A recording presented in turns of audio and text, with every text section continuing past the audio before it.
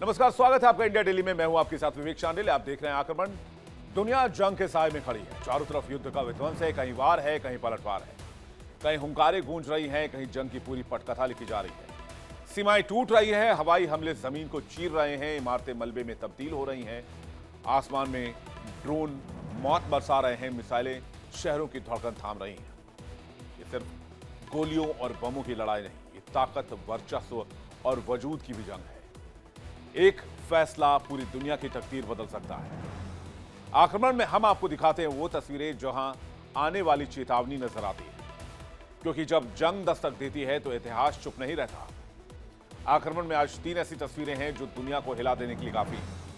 पहली तस्वीर रूस यूक्रेन की जंग की। काला सागर में कब्जे की छिड़ी जंग, तो वहीं रूस की घातक मिसाइलें ओडेसा को खंडहर में बदल रही हैं।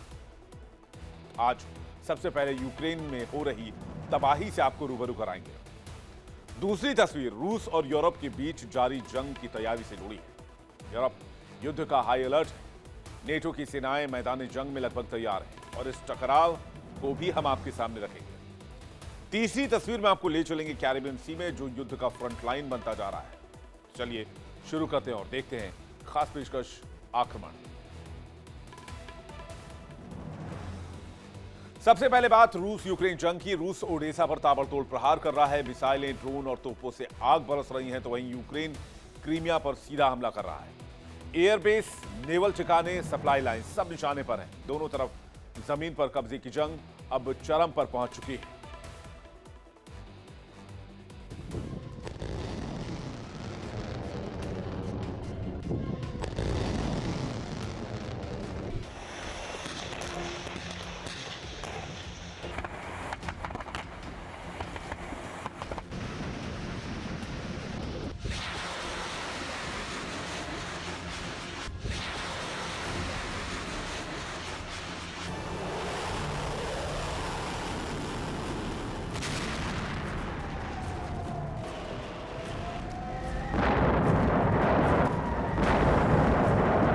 काला सागर के 2 छोर और 4 दिनों से लगातार बारूदी बारिश।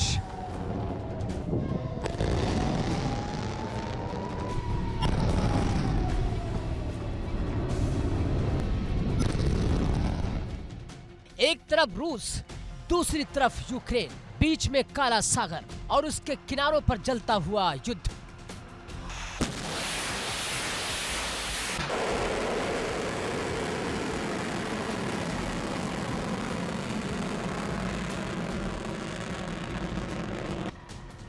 ये सिर्फ मिसाइलों की लड़ाई नहीं, ये कब्जे की जंग है, धाक की जंग है और रणनीति की सबसे खतरनाक परीक्षा है।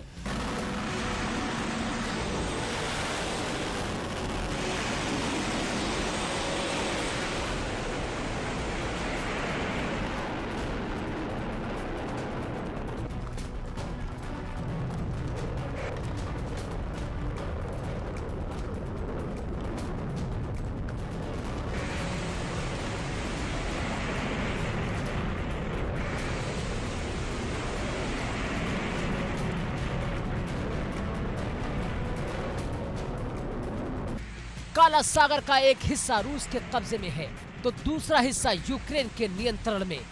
दोनों देश एक दूसरे की जमीन पर कब्जा जमाने की कोशिश में हैं। यूक्रेन की नजर क्रीमिया पर, तो रूस की नजर यूक्रेन के अहम पोर्ट सिटी ओडेसा पर।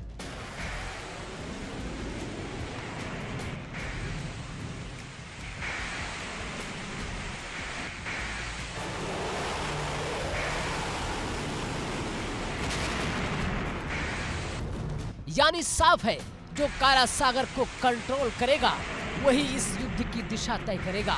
ओडेसा यूक्रेन का सबसे अहम बंदरगाह पिछले 90 घंटों से लगातार आग की बारिश झेल रहा है।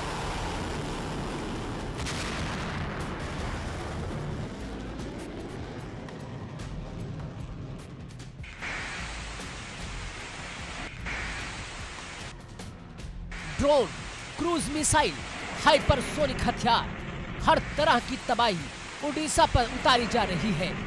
ऊर्जा केंद्र, गैस फैसिलिटी, बंदरगाह का इंफ्रास्ट्रक्चर, सब कुछ रूस के निशाने पर है।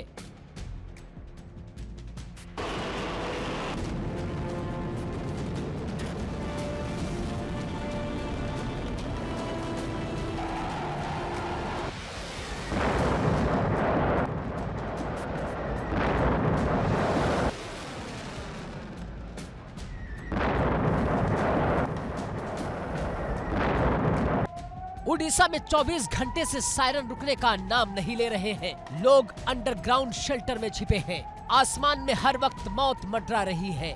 रूस के घातक मिसाइलें उड़ीसा को खंडहर में तब्दील कर रही हैं। सिर्फ 4 दिनों में 20 से ज्यादा कैलिबर क्रूज मिसाइलें, कई इस्कंदर बैलिस्टिक मिसाइलें और सैकड़ों आत्मघाती ड्रोन उड़ीसा पर दागे जा रहे हैं। रूस का मकसद साफ है, यूक्रेन की सप्लाई लाइन तोड़ना, यूरोप से आने वाले हथियार को खत्म करना और उड़ीसा को पंगु बना देना। रूसी हमलों का असर अब साफ दिखने लगा है। उड़ीसा के कई इलाकों में बिजली सप्लाई ठप है, पोर्ट का बड़ा हिस्सा तबाह है, शिपमेंट रुक चुकी है और यूक्रेन की इकोनॉमी पर सीधा वार पड़ा है।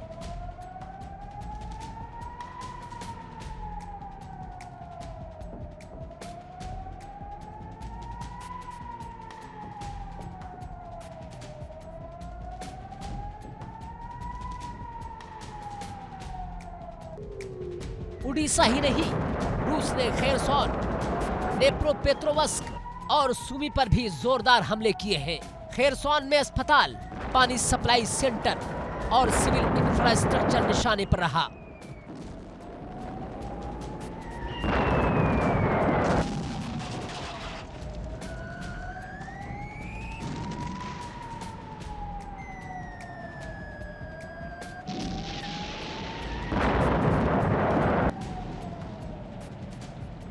हालांकि यूक्रेन का दावा है कि हमलों के बाद 1 लाख से ज्यादा परिवारों तक दोबारा बिजली पहुंचाई गई है।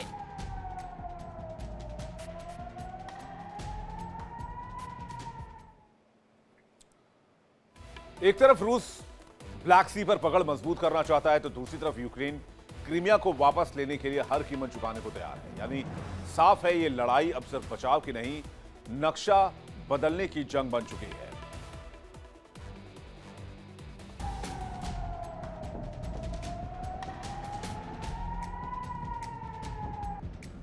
लेकिन कहानी का दूसरा और खतरनाक हिस्सा है क्रीमिया।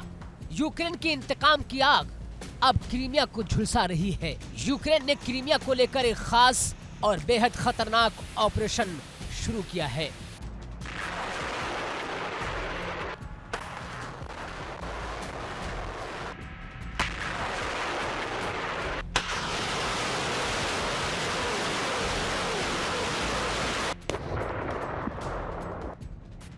इस ऑपरेशन का सीधा टारगेट रूस का एयर डिफेंस सिस्टम।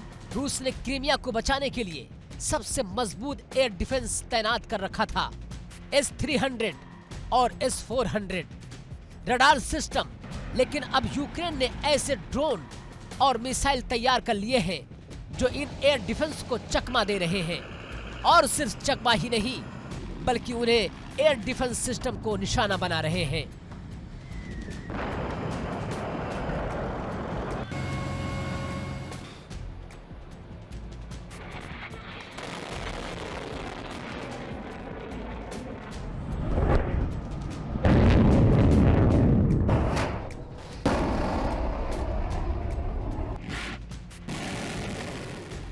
यूक्रेन के हमलों में रूस को भारी नुकसान हुआ है। कई एयर डिफेंस यूनिट तबाह है, रडार सिस्टम फेल और क्रीमिया की सुरक्षा में गंभीर सेधमारी।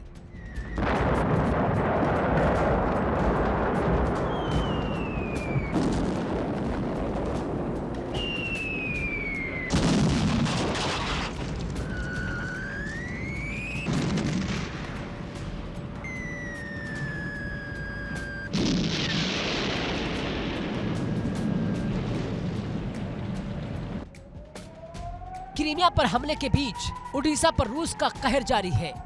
यानी दोनों तरफ से आग बरस रही है। एक तरफ क्रीमिया जल रहा है तो दूसरी तरफ उड़ीसा तबाह हो रहा है।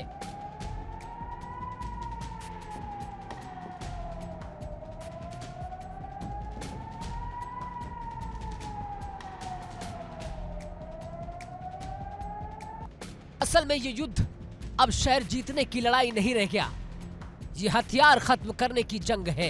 रूस चाहता है कि यूक्रेन के सीक्रेट हथियार गोदाम तबाह हों, यूरोप से आए हथियार खत्म हों और यूक्रेन की लड़ने की ताकत टूट जाए।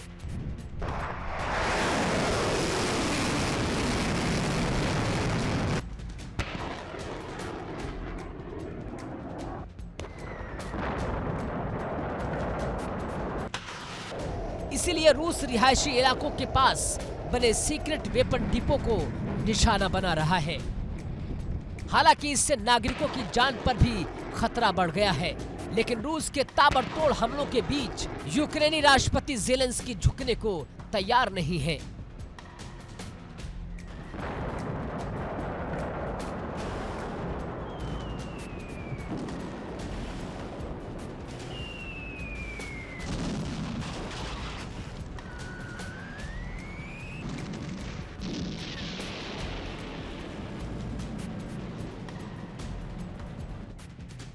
ज़ेलेंस्की ने साफ चेतावनी दी है कि रिहायशी इलाकों पर हमलों का पूरा बदला लिया जाएगा। ज़ेलेंस्की का हौसला बरकरार है।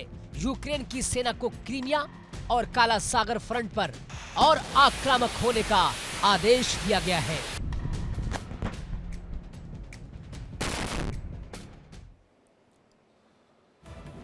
काला सागर उबल रहा है, उड़ीसा निशाने पर है और क्रीमिया एक बार फिर जंग का केंद्र बन चुका है। सवाल बड़ा है, क्या पुतिन का अगला कदम ओडिशा होगा?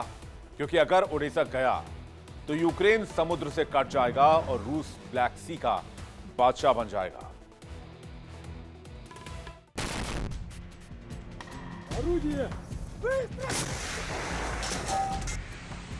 सवाल ये है, क्या काला सागर इस युद्ध का निर्णायक मैदान बनेगा? क्या ओडिशा पर कब्जा रूस को निर्णायक बढ़त देगा या फिर क्रीमिया पर यूक्रेन का दबाव पुतिन की सबसे बड़ी कमजोरी बनेगा? फिलहाल हकीकत यही है, काला सागर उबल रहा है, ओडिशा धधक रहा है, क्रीमिया सुलग रहा है और दोनों देशों की जिद युद्ध को और खतरनाक बना रही है।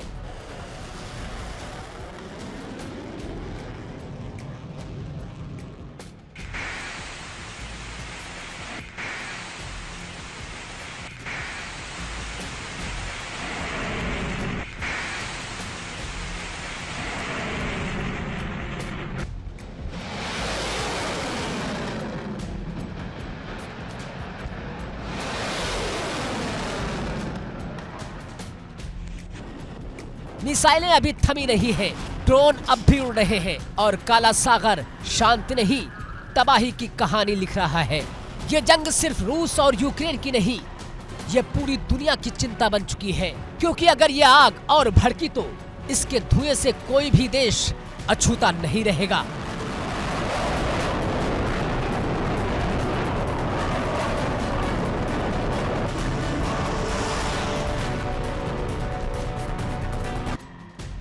तो क्या यूक्रेन को क्रीमिया खोने का अफसोस आज भी साल रहा है? और क्या रूस तब तक नहीं रुकेगा जब तक काला सागर पर उसका पूरा कब्जा न हो जाए? साल 2014 एक झटका, रूस ने क्रीमिया छीना, दुनिया देखती रही, यूक्रेन चीखता रहा और पुतिन वो चुपचाप एक लंबा खेल खेलते रहे।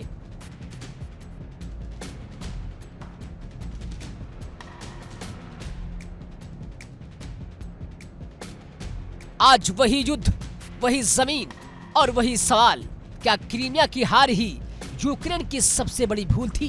क्रीमिया सिर्फ एक पराय द्वीप नहीं, ये रूस की सैन्य रीढ़ है, नेवल बेस, ब्लैक सी पर पकड़ और पुतिन की साम्राज्यवादी सोच का प्रतीक।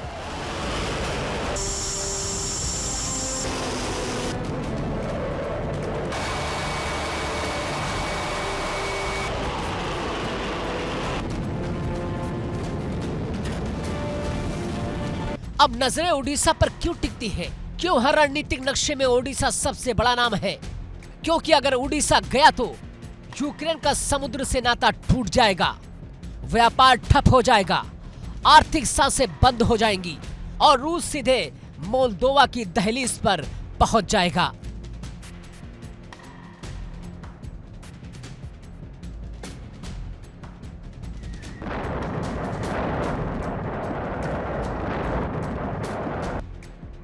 तो क्या पुतिन का असली मकसद सिर्फ जमीन है या इतिहास बदलने की जिद, सोवियत संघ का बिखरना पुतिन की नजर में 20वीं सदी की सबसे बड़ी त्रासदी है। यही वजह है कि ये लड़ाई सिर्फ टैंकों की नहीं, ये लड़ाई पहचान की है, नक्शे बदलने की है और ताकत दिखाने की है।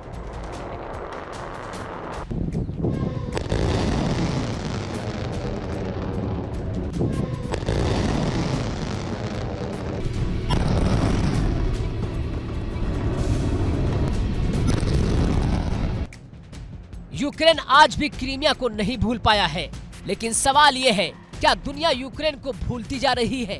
क्योंकि इस जंग में रुकना पुतिन की फितरत में नहीं और हार मानना यूक्रेन के बस में नहीं। युद्ध लंबा है, इरादे खतरनाक है और दांव पूरी दुनिया का है।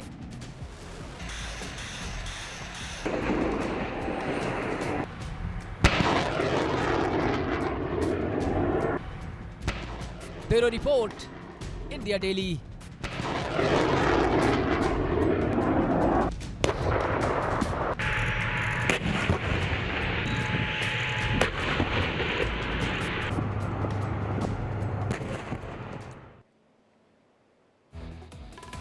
रूस और यूरोप के बीच जंग का सायरन बज चुका है। हालात ऐसे हैं कि किसी भी पल महाविध्वंस हो सकता है। यूरोप हाई अलर्ट पर है, नेटो की सेनाएं तैयार हैं और रूस भी पीछे हटने के मूड में नहीं है। हाइब्रिड अटैक, साइबर वॉर और सैन्य जमावड़े टकराव की ओर इशारा कर रहे हैं। सवाल यही है, क्या यह टकराव यहीं थमेगा या फिर दुनिया एक और भयानक युद्ध की ओर जा रही है, या हम तृतीय विश्व युद्ध की तरफ बढ़ रहे हैं?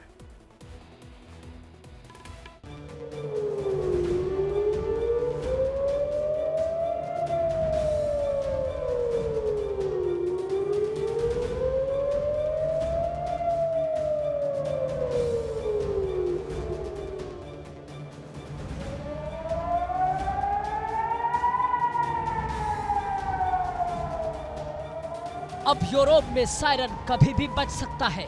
महाविनाश का अलार्म ऑन स्टैंड बाय है और विश्व युद्ध तृतीय अब सिर्फ आशंका नहीं, एक संभावित हकीकत बनता जा रहा है।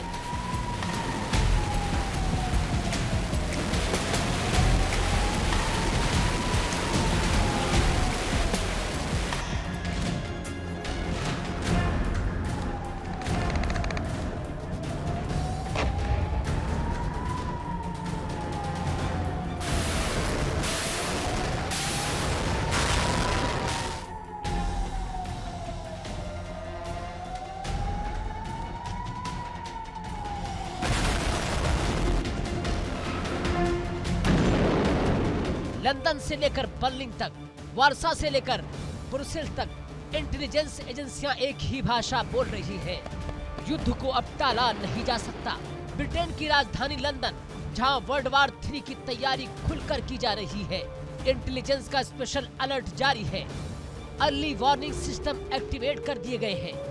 सैन्य ठिकानों पर 24 घंटे निगरानी है और air defence units high alert पर है।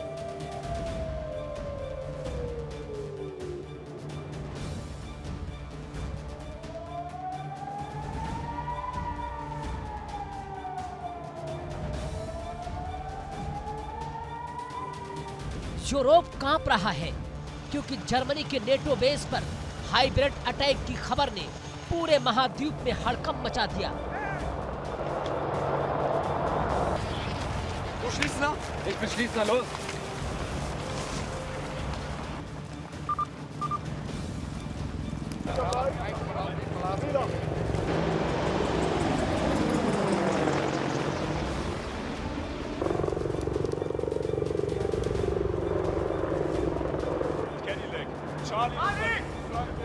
Alpha weiter vorne in der rechten Flanke.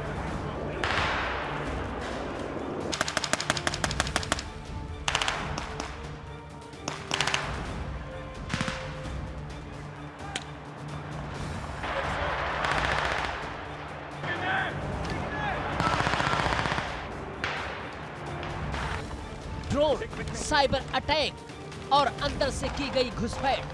युद्ध अब सिर्फ बॉर्डर पर नहीं लड़ा जा रहा है, युद्ध अब सिस्टम पर हो रहा है, इंफ्रास्ट्रक्चर पर हो रहा है और भरोसे पर हो रहा है।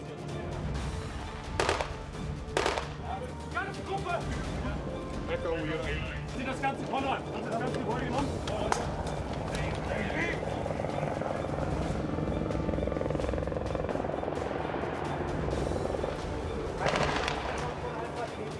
अमेरिका का अत्याधुनिक फाइटर जेट बाल बाल बचा, क्रैश होते होते टल गया और सवाल उठ खड़ा हुआ कि क्या ये महज हादसा था या किसी बड़ी साजिश का ट्रेलर था।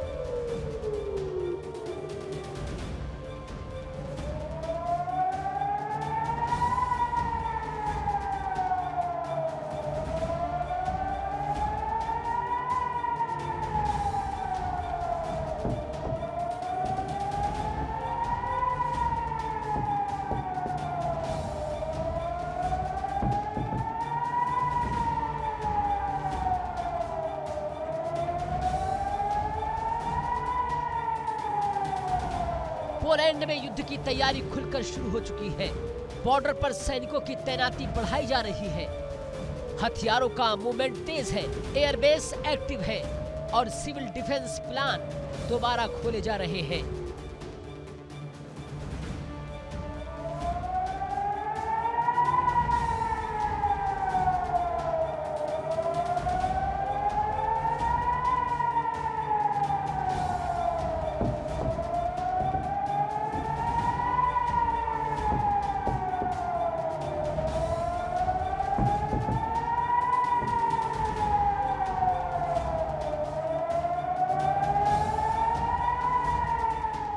यूरोप के कई देशों के इंटेलिजेंस रिपोर्ट्स एक ही इशारा कर रही है, रूस के साथ टकराव अपरिहार्य है।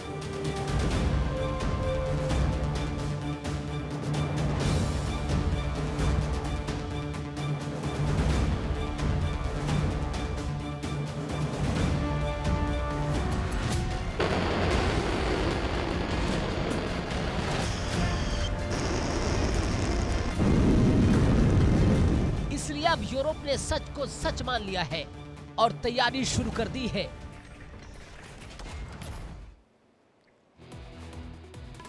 रूस और यूरोप के बीच हालात इतने खराब हो चुके हैं कि दोनों तरफ से जंग की पूरी तैयारी कर ली गई है और एक गलत कदम या एक गलत फैसला और कभी भी युद्ध का बिगुल बच सकता है। इसलिए नेटो देश लगातार अपने कुनबे में हथियारों का जखीरा बढ़ा रहे हैं और रूस भी लगातार जंगी तैयारी को अमली जामा पहना रहा है।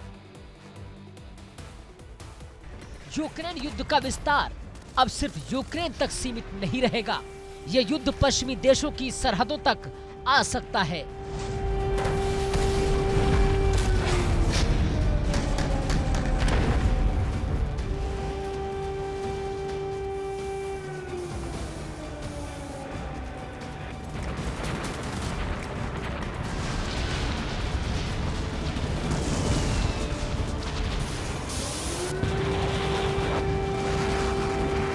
और कभी भी इसको लेकर जर्मनी के रक्षा मंत्रालय ने एक सनसनीखेज रिपोर्ट जारी की है। जर्मनी के रक्षा मंत्री बोरिस पिस्टोरियस साफ कहते हैं कि रूस विश्व विनाशक हथियारों का भारी जखीरा जमा कर चुका है और उसे यूरोप के खिलाफ इस्तेमाल किया जा सकता है। पिस्टोरियस का दावा यह भी है कि रूस जंग के लिए तैयार है और दशक के आखिर तक युद्ध तय माना जा रहा है।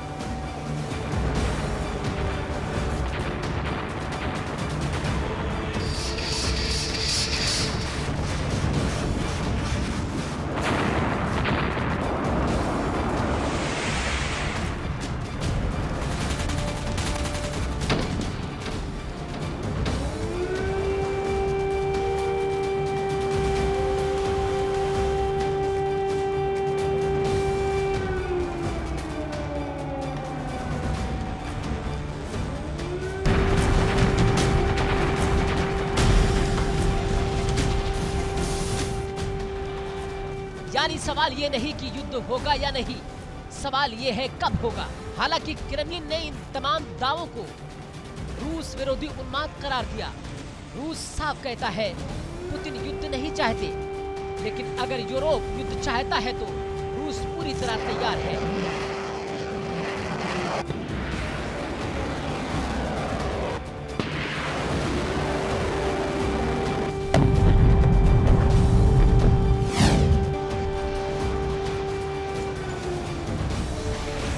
यूरोप के देश रूस को सबसे बड़ा खतरा मान रहे हैं और इस डर को अब सरकारी दस्तावेजों में दर्ज किया जा रहा है।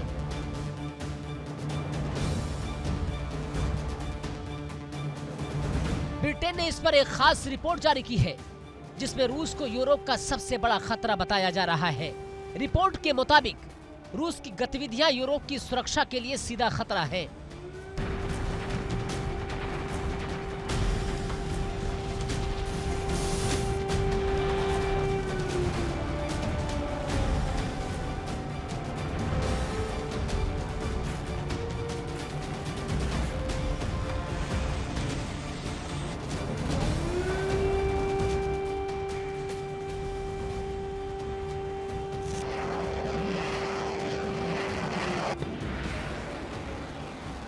ब्रिटेन का दावा है रूस आपराधिक गिरोहों के जरिए प्रॉक्सी ऑपरेशन चला रहा है, यूरोप में तोड़फोड़ कर रहा है, अस्थिरता फैला रहा है और कभी भी साजिश के तहत सीधा हमला कर सकता है। दावा यह भी है कि रूस ने यूरोप में हाइब्रिड वार का दूसरा चरण शुरू कर दिया है।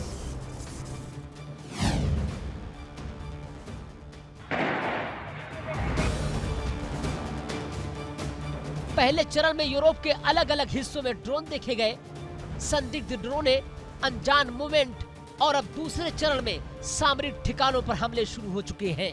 और यही वजह है कि नेटो का सबसे शक्तिशाली देश अमेरिका पूरी तरह अलर्ट मोड पर है।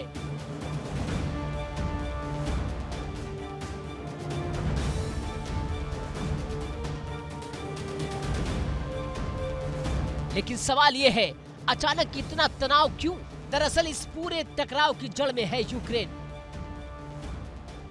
यूरोप के देश यूक्रेन को हथियार दे रहे हैं, रूस पर हमले करवा रहे हैं और साथ ही रूस की अर्थव्यवस्था को घुटनों पर लाने की कोशिश कर रहे हैं।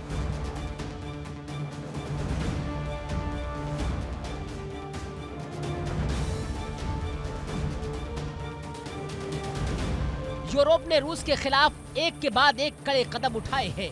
15 दिसंबर को यूरोप ने रूसी शैडो फ्लीट की 40 तेल टैंकरों को ब्लैक लिस्ट कर दिया। इन पर आरोप है पहचान छिपाकर रूसी तेल की तस्करी, गैर कानूनी गतिविधियां और युद्ध को फंडिंग। ये कदम सीधे तौर पर यूक्रेन को मदद पहुंचाने के लिए उठाया गया था। दावा यह किया जा रहा है कि रूस के मुकाबले यूरोप के पास आधुनिक हथियारों की भारी कमी है, इसलिए अगर युद्ध हुआ तो नेटो को डर है कि कहीं हार का सामना न करना पड़े। यूरोप के सभी देश एकजुट तो हैं, लेकिन डोनाल्ड ट्रंप यूरोप से दूरी बना रहे हैं।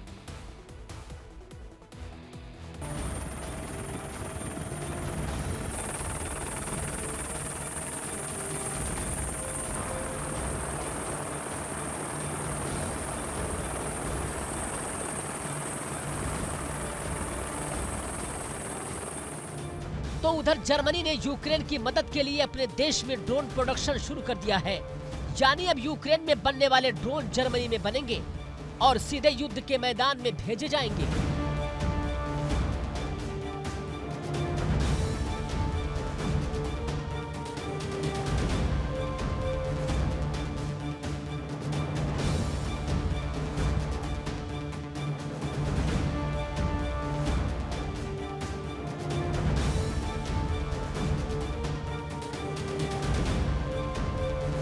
जर्मन चांसलर साफ कहते हैं यूरोप को युद्ध की ओर धकेलने के लिए सिर्फ पुतिन जिम्मेदार है।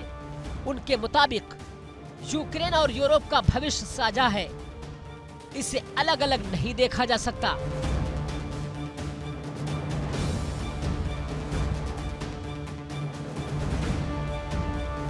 इसी सोच के तहत पोलैंड जल्द ही यूक्रेन को 6 से ज्यादा MiG-29 देने का ऐलान कर सकता है।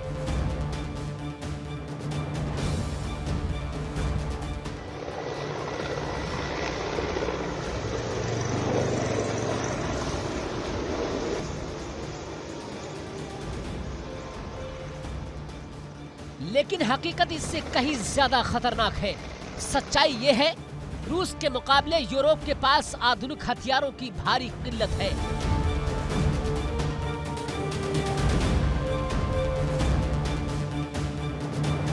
रूस पिछले 4 साल से लगातार युद्ध लड़ रहा है अपने हथियारों को अपग्रेड कर रहा है, रणनीति बदल रहा है और साथ ही यूरोप की तैयारियों को परख भी रहा है।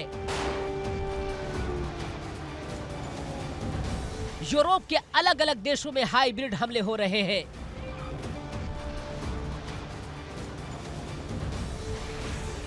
और नेटो देश अब खुद को असुरक्षित महसूस कर रहे हैं। यूक्रेन युद्ध अब यूरोप के लिए रणनीतिक गलती बनता जा रहा है। यूरोप ने सोचा था यूक्रेन के जरिए रूस को कमजोर कर देंगे, लेकिन अब रूस का खतरा यूरोप के दरवाजे पर दस्तक दे रहा है।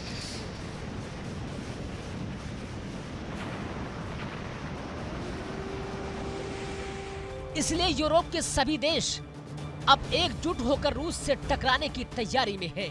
लेकिन हालात और भी जटिल हैं। डोनाल्ड ट्रंप यूरोप से दूरी बना रहे हैं, अमेरिका की प्राथमिकता बदल रही है और ऐसे में यूरोप अकेले रूस से युद्ध नहीं लड़ सकता, और अगर लड़ेगा भी तो खामियाजा यूरोप को सबसे ज्यादा भुगतना पड़ेगा। तो सवाल यही है, क्या ये सब वर्ल्ड वॉर 3 की उल्टी गिनती है या फिर दुनिया एक बार फिर आखिरी पल पर जंग टाल देगी? यूरोप अलर्ट है, रूस तैयार है, अमेरिका सतर्क है और पूरी दुनिया सांस रोके अगले धमाके का इंतजार कर रही है।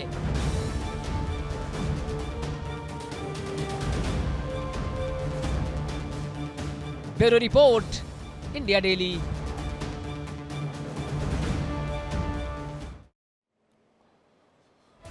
वही युद्ध का एक और मोर्चा तैयार हो रहा है वेनेजुएला और अमेरिका के बीच। ट्रंप का आक्रामक रुख साफ कर रहा है, वेनेजुएला पर कभी भी हमला हो सकता है। कैरिबियन सी में अमेरिकी एयरक्राफ्ट कैरियर, फाइटर जेट्स और मरीन कमांडोज की तैनाती कर दी गई है। नाकाबंदी, तेल टैंकरों पर छापा और मादुरो पर प्रेशर। चेतावनी नहीं है, सीधा संदेश है कि युद्ध की दहलीज पर खड़ा है वेनेजुएला। मादुरो की जवाबी कार्रवाई और संयुक्त राष्ट्र की पहलें इस जंग को अभी टाल सकती हैं या नहीं, ये पूरी दुनिया के सामने सबसे बड़ा सवाल है।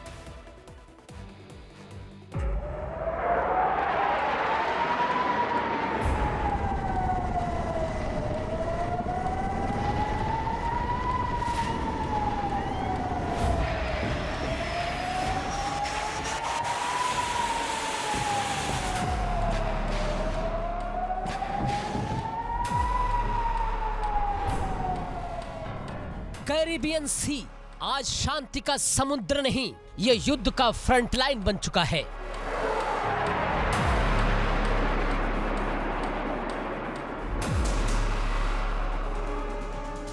अमेरिका का अब तक का सबसे बड़ा सैन्य जमावड़ा यही तैनात है। एयरक्राफ्ट कैरियर, फाइटर जेट्स, निगरानी विमान और मरीन कमांडोज, हर दिशा से सिर्फ एक ही इशारा, वेनेजुएला पर जंग के बादल मंडरा रहे हैं।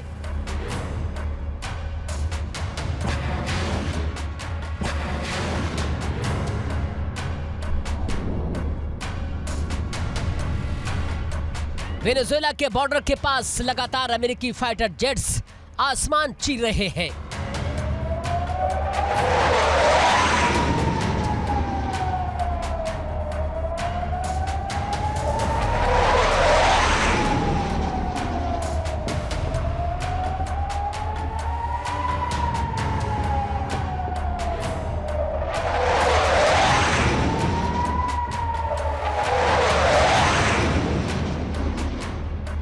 रडार प्लेन हर मोमेंट पर नजर रखे हुए हैं। वेनेजुएला की जल सीमा के ठीक बाहर अमेरिकी युद्धपोत लंगर डाले खड़े हैं और समंदर के अंदर कमांडोज लाइव ड्रिल कर रहे हैं।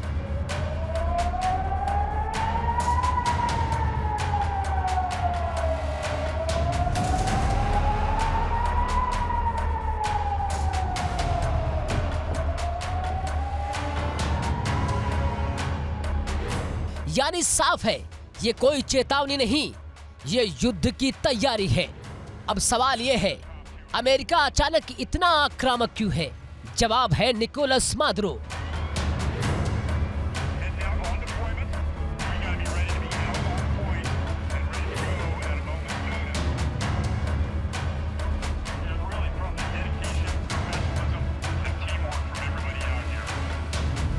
अमेरिका ने वेनेजुएला की घेराबंदी कर दी है। मादुरो सरकार को आतंकी संगठन करार दिया है और अब तेल टैंकरों की आवाजाही पर पूरी तरह रोक।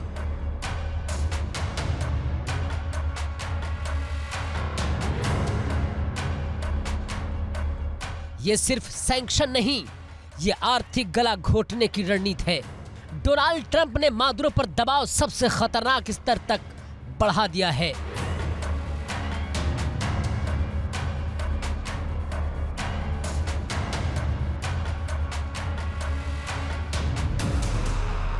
ट्रंप का आदेश साफ है, सैंक्शन वाले किसी भी तेल टैंकर को वेनेजुएला में घुसने नहीं दिया जाएगा और बाहर निकलने भी नहीं दिया जाएगा।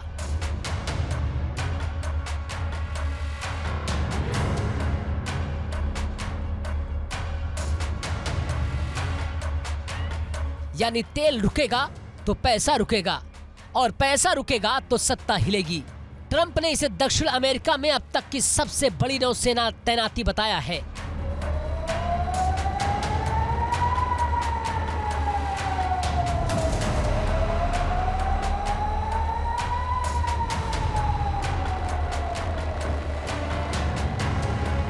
और चेतावनी दी है कि यह तो सिर्फ शुरुआत है, दबाव अभी और बढ़ेगा। ट्रंप ने साफ शब्दों में कहा, वेनेजुएला आज दक्षिण अमेरिका के इतिहास में सबसे बड़े नौसैनिक घेरे में है।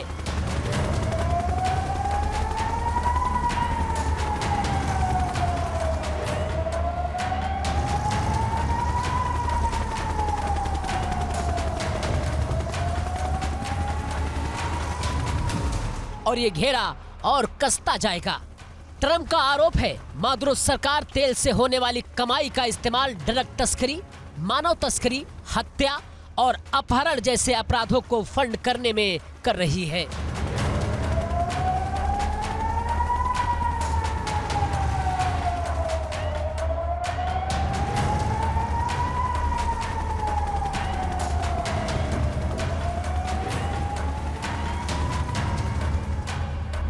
यानी अमेरिका की नजर मादुरो सरकार पर है। सिर्फ तानाशाही नहीं, एक क्रिमिनल नेटवर्क है। ट्रंप यही नहीं रुके, उन्होंने मादुरो पर अमेरिकी संपत्तियां चुराने का आरोप भी मढ़ दिया।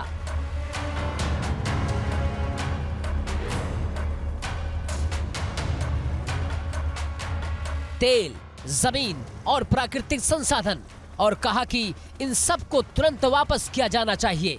यानी साफ संदेश, या तो झुको या टकराव झेलो।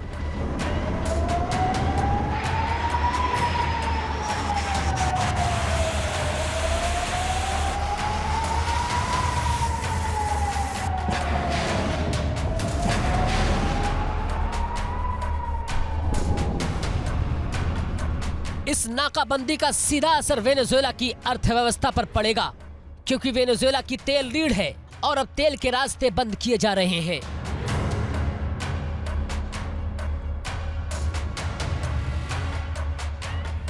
कई टैंकर पहले से ही सैंक्शन के दायरे में हैं और हाल की जब्ती के बाद कई जहाज वेनेजुएला के पानी में फंसे हुए हैं। ना अंदर जा सकते हैं, ना बाहर निकल सकते हैं। यानी देश की कमाई ठप होती जा रही है।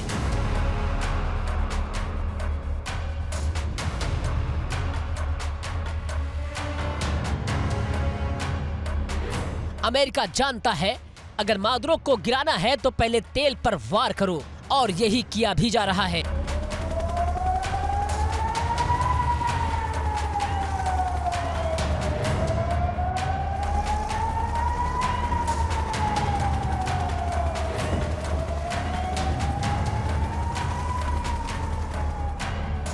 लेकिन कहानी सिर्फ नाकाबंदी तक सीमित नहीं है।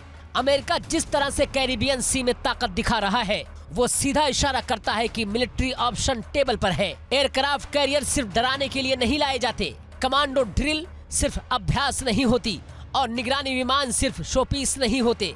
ये सब युद्ध की भाषा में एक ही मतलब रखते हैं, रेडी फॉर स्ट्राइक।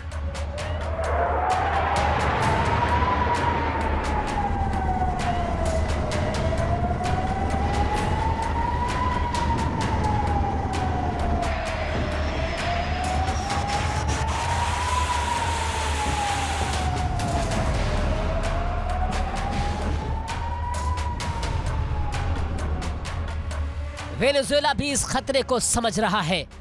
मादुरो सरकार इसे अमेरिकी साजिश बता रही है, लेकिन अंदर खाने डर साफ नजर आ रहा है। वेनेजुएला पहले ही आर्थिक संकट से जूझ रहा है। महंगाई, भुखमरी, ईंधन की कमी और अब तेल पर सीधा हमला।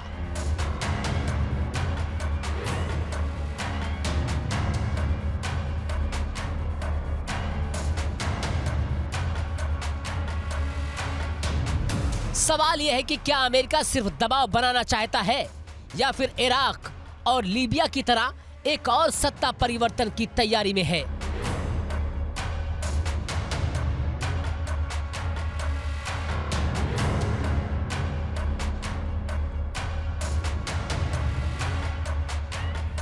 अमेरिका का इतिहास इस सवाल को और डरावना बना देता है।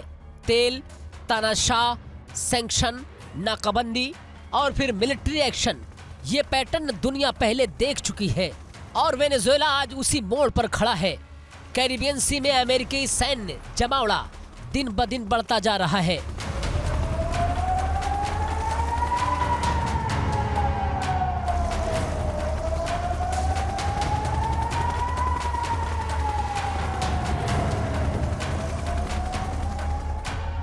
हेलीकॉप्टर उड़ रहे हैं, रेडियो साइलेंस मिशन में चल रहे हैं और हलचल सिर्फ एक दिशा में इशारा कर रही है, वो है युद्ध।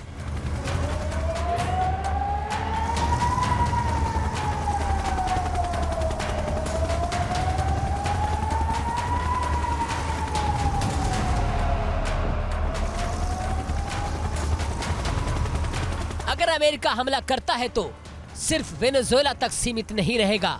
दक्षिण अमेरिका, पूरे लैटिन रीजन और ग्लोबल ऑयल मार्केट हिल जाएगा।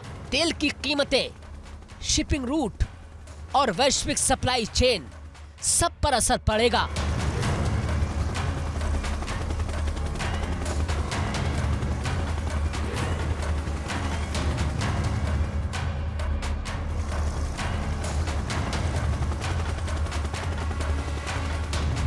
और अगर मादुरो जवाबी कदम उठाते हैं तो टकराव और बढ़ सकता है। रूस और चीन पहले ही वेनेजुएला के करीब हैं और ऐसे में ये तनाव सिर्फ अमेरिका बनाम वेनेजुएला नहीं रहेगा, ये बन सकता है एक नया जियोपॉलिटिकल फ्लैश पॉइंट।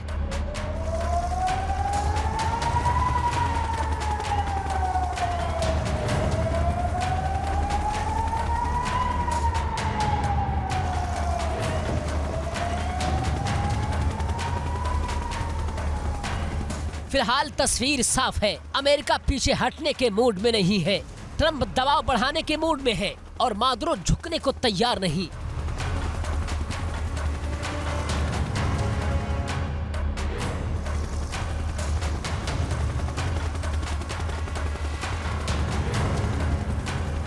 कैरिबियन सी आज युद्ध का वेटिंग रूम बन चुकी है, जहां हर जहाज, हर जेट और हर कमांडो मोमेंट सिर्फ एक सवाल पूछ रहा है, क्या अगला धमाका यही होगा?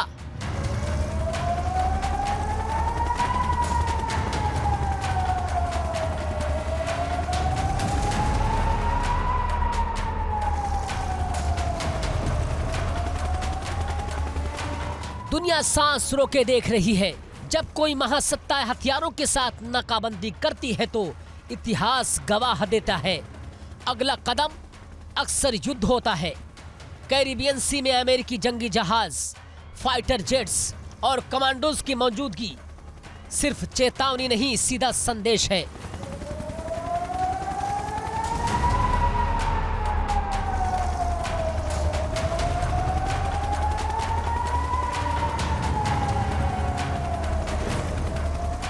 और अब इस टकराव में एक नया मोड़ आ गया है।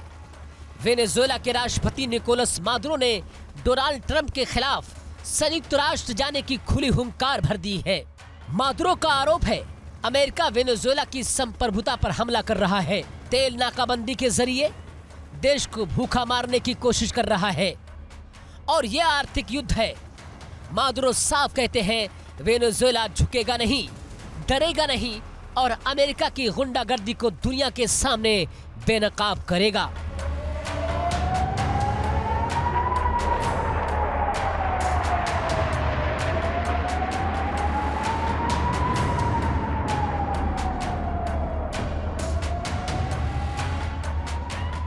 लेकिन सवाल यह है, क्या संयुक्त राष्ट्र अमेरिका को रोक पाएगा या फिर यूएन की दीवार के बाहर फैसले पहले ही हो चुके हैं?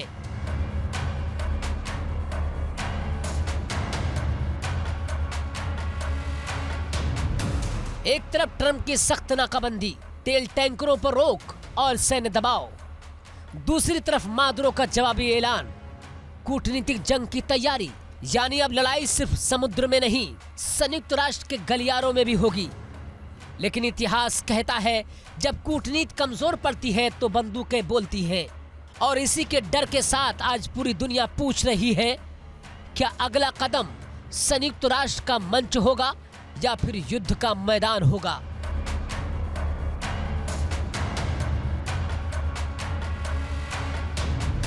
Bureau report, India daily.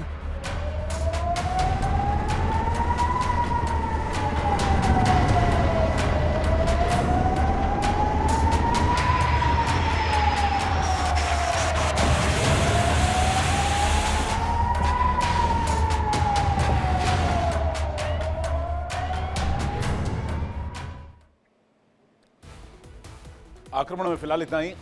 बारी है इंडिया डेली क्विज कॉन्टेस्ट की। आज का सवाल है, टोक्यो कहां की राजधानी है? ऑप्शन ए है जापान, ऑप्शन बी है इटली। सही जवाब भेजिए 724077 724077 पर। अब आपको बताते हैं कल के विनर का नाम। कल पूछे गए सवाल का सही जवाब दिया है आलोक कुमार गुप्ता, गोरखपुर उत्तर प्रदेश से। आलोक जी बहुत बहुत बधाई। जल्द ही आपको दिया जाएगा इंडिया डेली की तरफ से एक शानदार तोहफा।